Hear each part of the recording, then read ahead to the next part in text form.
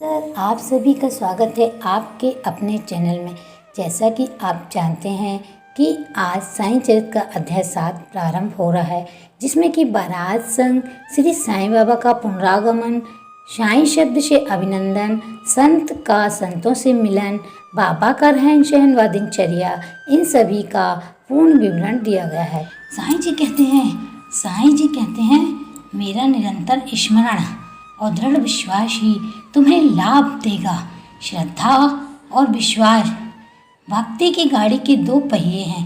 सत्य का उदय होते ही झूठ को, असत्य को भागना पड़ता है। झूठ के सहारे थोड़ी दिन सफलता मिलती है, बाद में वह ज़्यादा दिन नहीं दौड़ पाता। जो मेरा भक्त है वह मेरा ही गुणगान करता है। सच्चाई पर चलने वाले का ईश्वर मार्गदर्शन करता है, वही रास्ता दिखलाता है। साईं जी तो लोगों को दुख दूर कर उनमें प्रेम स्नेह का संचार करने ही आए हैं। साईं ईश्वर हम सब में वास करते हैं, उनका वास कण कण में है। आइए हम आपको अध्याय 6 पूर्ण होने के बाद आज अध्याय 7 बतला रहे हैं। अध्याय 7 में आपको बारात संग श्री साईं बाबा का पुनरागमन, साईं शब्द से अभिनंदन, संत का संतों से मिलन, बाबा का रहन सहन व दिनचर्या, इन सभी के बारे में पूर्ण विवरण आपके समक्ष प्रस्तुत करेंगे। तो चलिए हम आपको बतलाते हैं बारात संग श्री साईं बाबा का पुनरागमन। चांद पाटिल धनी मुस्लिम थे जो जिला औरंगाबाद निजाम स्टेट के धूप गांव में रहते थे। जब वे औरंगाबाद जा रहे थे तो मार्ग में उनकी घोड़ी गायब हो गई। 2 मास तक उन्होंने उसे बहुत परिश्रम पूर्वक खोजा, परंतु उसका कहीं पता न चला। अंत में वे निराश होकर उसके जीन को पीठ पर लटकाए औरंगाबाद लौट पड़े। लगभग 14 मील पैदल चलने के बाद उन्होंने एक आम वृक्ष के नीचे एक फकीर को चिलम तैयार करते देखा, जिसके सिर पर एक टोपी और तन पर कफनी और पास में एक सटका था। फकीर के बुलाने पर चांद पाटिल उसके पास पहुंचे। जीन देखते ही फकीर ने पूछा कि यह जीन कैसी? चांद पाटिल ने निराश स्वर में कहा, क्या कहूँ, मेरी एक घोड़ी थी, वह खो गई, यह उसी की जीन है। फकीर बोला, थोड़ा नाले की तरफ जाओ और वहाँ ढूंढो। चांद पाटिल नाले के निकट गए तो अपनी घोड़ी को वहाँ चरते देखकर आश्चर्यचकित रह गए। उन्होंने सोचा कि यह फकीर तो बहुत पहुँचा हुआ लगता है। घोड़ी को साथ लेकर जब वे फकीर के पास लौटकर आए तब तक चिलम भरकर तैयार हो चुकी थी।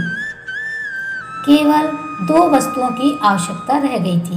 एक तो चिलम सुलगाने के लिए अग्नि की और दूसरा साफी को गीला करने के लिए जल की। फकीर ने अपना चिमटा भूमि में घुसेड़ कर ऊपर खींचा तो उसके साथ ही एक धधकता अंगारा बाहर निकला, जिसे चिलम पर रखा गया। फिर फकीर ने सटके से ज्यों ही बलपूर्वक जमीन पर प्रहार किया, त्यों ही वहां से पानी निकलने लगा। फकीर ने साफी को भिगोकर चिलम को लपेट लिया। इस प्रकार सब प्रबंध कर फकीर ने चिलम पी और उसके बाद चांद पाटिल की ओर बढ़ा दी। यह सब चमत्कार देखकर चांद पाटिल को बड़ा ही आश्चर्य हुआ। चांद पाटिल ने फकीर से अपने घर चलने का आग्रह किया। दूसरे दिन चांद पाटिल के साथ फकीर उसके घर चला गया और वहां कुछ समय तक रहा। पाटिल के घर पर साले के लड़के का विवाह होने वाला था और बारात शिरडी जाने वाली थी, इसलिए चांद पाटिल शिरडी प्रस्थान करने का पूर्ण प्रबंध करने लगे। फकीर भी बारात के साथ गया। विवाह निर्विघ्न होने पर बारात कुशलता पूर्वक धूपगांव लौट आई, परंतु वह फकीर शिरडी में ही रुक गया और आजीवन वहीं रहा। अब हम आपको बतलाते हैं कि साईं शब्द से कैसा अभिनंदन होता है। जब बारात शिरडी में पहुंची तो बारात को खंडोबा मंदिर के पास म्यालसापति के खेत में एक वृक्ष के नीचे ठहराया गया। खंडोबा मंदिर के सामने ही जब बैलगाड़ियां खोल दी गईं और बारात के सब लोग एक एक करके नीचे उतरने लगे, तरुण फकीर को उतरते देख म्यालसापति ने आओ साईं कहकर उनका अभिनंदन किया तथा अन्य उपस्थित लोगों ने भी साईं शब्द से ही संबोधन कर उनका आदर किया। इसके पश्चात साईं नाम से ही फकीर की पूरी शिरडी गांव में प्रसिद्धि हो गई। अब हम बतलाते हैं कि संत का संतों से मिलन। शिरडी आने पर श्री साईं बाबा मस्जिद में ही रहने लगे।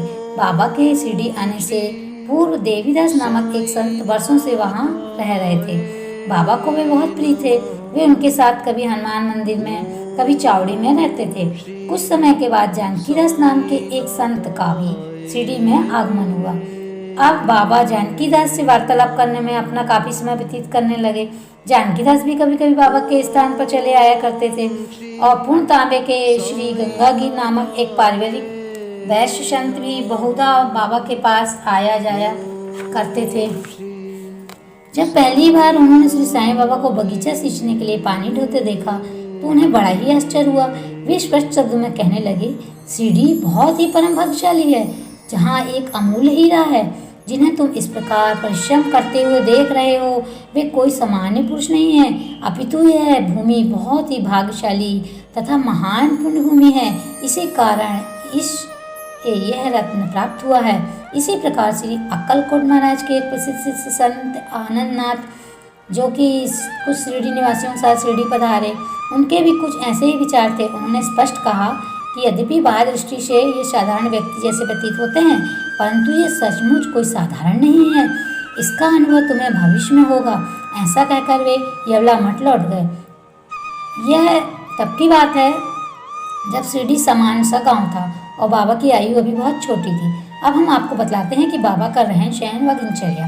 तरुण अवस्था में भी बाबा ने अपने केश कभी नहीं कटवाए और वे सदैव मस्त मलंग की तरह रहते थे।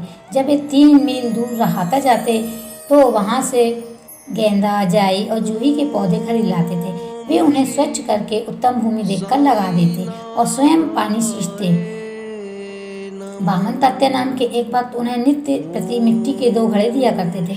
उन घड़ों द्वारा बाबा स्वयं ही पौधों में पानी डाला करते थे। वे स्वयं कुएं से पानी खींचते और संध्या समय घड़ों को नीम वृक्ष के नीचे रख देते थे। जैसे ही घड़े वहां रखते वैसे ही फूट जाया करते थे, क्योंकि वे कच्ची मिट्टी के बने होते थे। दूसरे दिन तात्या उन्हें फिर 2 नए घड़े दे दिया करते थे। यह क्रम 3 वर्ष तक चला और श्री साईं बाबा के अथाक श्रम से वहाँ फूलों की एक सुंदर सी फुलवारी बन गई। आजकल उसी स्थान पर बाबा के समाधि मंदिर की भव्य इमारत शोभायमान है, जहाँ हजारों भक्त श्रद्धा से नतमस्तक होते हैं। आज हमने आपको साईं चरित का अध्याय 7 बतलाया। अगले एपिसोड में हम आपको साईं चरित के अध्याय 8 की पूरा विवरण देंगे। तब तक के लिए जय साईं राम, जय साईं।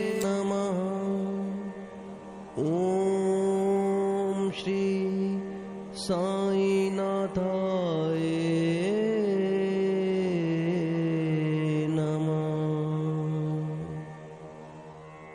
ओम श्री साईं नाथाय नमः। ओम श्री साईं नाथाय